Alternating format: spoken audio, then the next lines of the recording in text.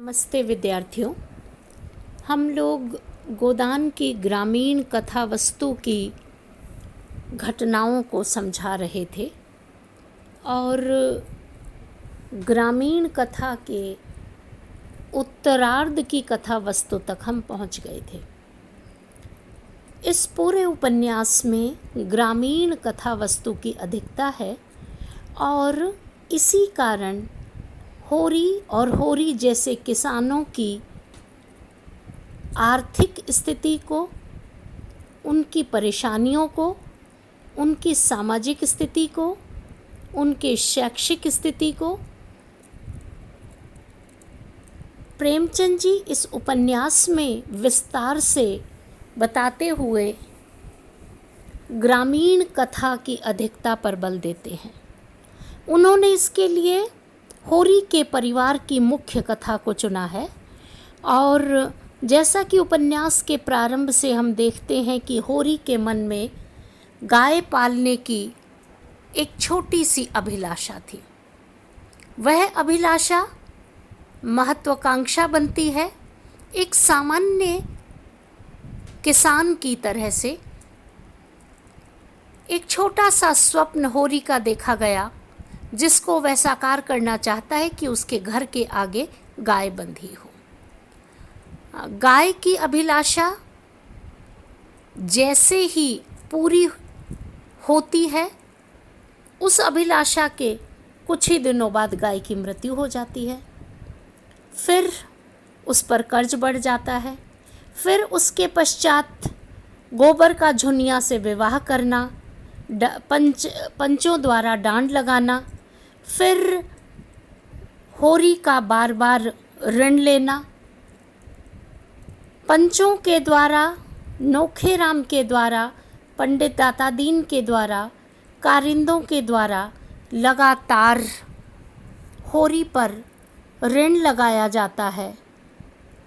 उसे अपने छोटे छोटे कामों के लिए, पैसे के लिए महाजनों पर निर्भर रहना पड़ता है और बदले में वह अपने ज़मीन का एक एक टुकड़ा करके उनके पास गिरवी रख देता है और परिणाम यह होता है कि होरी की स्थिति एक किसान से मजदूर के रूप में परिणत होती हुई दिखलाई पड़ती है।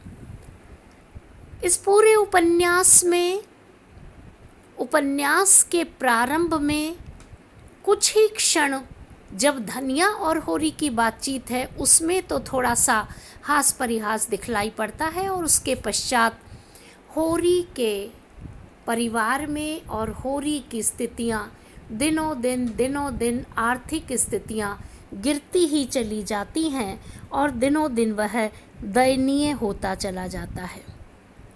वह जितना संघर्ष करता है, उसका परिवार जितना संघर्ष करता है, उस संघर्ष के बदले उसे आर्थिक रूप से इतना कम पैसा मिल पाता है कि वह मजदूरी करके केवल अपने बेटी, अपनी पत्नी, उसका पेट ही पाल पाता है। इसके अतिरिक्त और कुछ उसके पास नहीं रहता।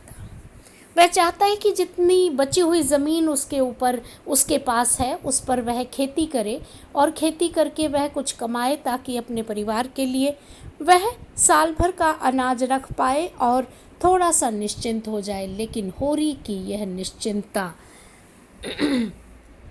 संतुष्टि या निश्चिंतता उसकी नहीं हो पाती।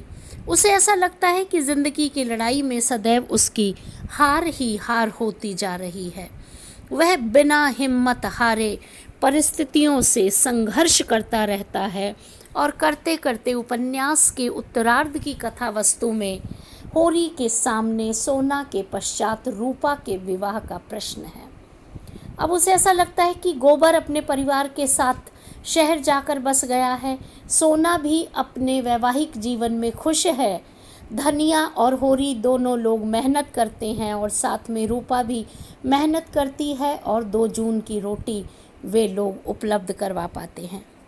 इधर रूपा के विवाह को लेकर के होरी और उसकी पत्नी धनिया काफ़ी चिंतित है। अब वह क्या करे, क्योंकि अब कहाँ से उधार ले पैसा, उसके पास ज़मीन इतनी कम बची है, रुपए मिलने की कहीं से कोई आशा नहीं है। वह मन ही मन आत्मनिरीक्षण करते हुए भी कहता है कि उसकी कभी नीयत भी खराब नहीं हुई, उसने कभी कोई अधर्म भी नहीं किया, उसने ऐसी कोई बुराई भी नहीं की, उसने ऐसी कोई बड़ी चाहना भी नहीं रखी कि उसकी अभिलाषा पूरी हो, उसने कभी किसी को धोखा न दिया। अब उसके पास केवल 3 बीघा ज़मीन है जो उसकी संपत्ति का आधार है। अब इस 3 बीघा ज़मीन को वह बचाता रहता है और कोशिश करता है कि महाजनों की नज़र उस पर न पड़े, लेकिन उसके खेतों पर संकट आ पहुंचता है। 3 साल से लगान बाकी रहने के कारण नोखेराम ने उस पर बेदखली का दावा कर दिया है। कहीं से रुपए मिलने की कोई आशा नहीं है। उसे लगता है कि ज़मीन उसके हाथ से निकल जाएगी और शेष जीवन उसे मजदूरी करके ही काटना होगा। मजदूरी करने की कल्पना होरी के लिए बहुत भयानक है। वह इन विचारों में ही चलता रहता है और अपनी पत्नी से बातचीत करता है। तभी गांव के पंडित दाता दीन उसके घर आते हैं और दाता दीन उसे कहते हैं कि मैं तुम्हारे पास राम सेवक का प्रस्ताव लेकर आया हूँ तुम्हारी बेटी रूपा के विवाह के लिए। होरी और धनिया राम सेवक को ज़्यादा नहीं जानते, लेकिन दाता दीन उन्हें बताते हैं कि राम सेवक ज़मींदार है, उसके पास खूब ज़मीन है, वह अधेड़ उम्र का है, वह रूपा से विवाह करेगा तो बदले में तुम्हें पैसे भी दे देगा, तुम्हें अपने खेत भी ऋण पर नहीं रखने पड़ेंगे और तुम्हारी बेटी का विवाह हो जाएगा। दाता दीन जब ये प्रस्ताव रखते हैं तो होरी इनकार कर देता है और कहता है कि नहीं महाराज, मैं ये कैसे कर लूँ, कहाँ मेरी फूल सी बच्ची रूपा और कहाँ वह अधेड़। लेकिन होरी दाता दीन को कहता है कि वह सोच करके बताएगा। दाता दीन के चले जाने के बाद धनिया से वह कहता है कि राम सेवक का प्रस्ताव लेकर के आए थे रूपा के ब्याह के लिए और उन्होंने ये कहा है कि बदले में राम सेवक पैसे भी देगा और रूपा के ब्याह का पूरा खर्चा उठा लेगा और किसी प्रकार की कोई दिक्कत नहीं होगी। होरी को लगता है, धनिया को लगता है, 4-5 दिन दोनों वे एक दूसरे से बातचीत नहीं करते। फिर पता चलता है, होरी को लगता है कि अगर वह ऐसा करेगा तो वह अपनी बेटी को बेच देगा। वह क्या करे, उसे कुछ समझ में नहीं आ रहा। वह कहता है कि नहीं, मैं क्या करूं, ऐसा मैं नहीं कर सकता हूं, यह उसके लिए बड़ा धर्म संकट का समय है। धनिया उसे कहती है कि हम लोग किसी दूसरे वर पर विचार करें, हम अभी राम सेवक के बारे में नहीं सोचते हैं।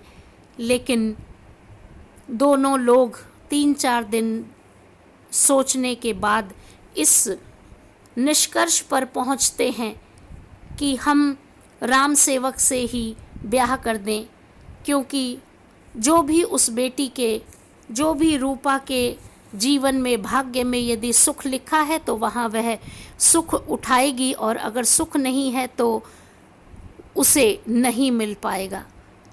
अपने मन को समझाता है और फिर दाता दीन से कहता है कि ठीक है, राम सेवक से मैं अपनी बेटी रूपा का विवाह कर दूंगा। राम सेवक से रूपा का विवाह तय करने के पश्चात होरी घर से बाहर नहीं निकलता। उसे ऐसा लगता है कि वह अब जीवन संग्राम में हार गया है, उसने अपनी बेटी को बेच दिया है।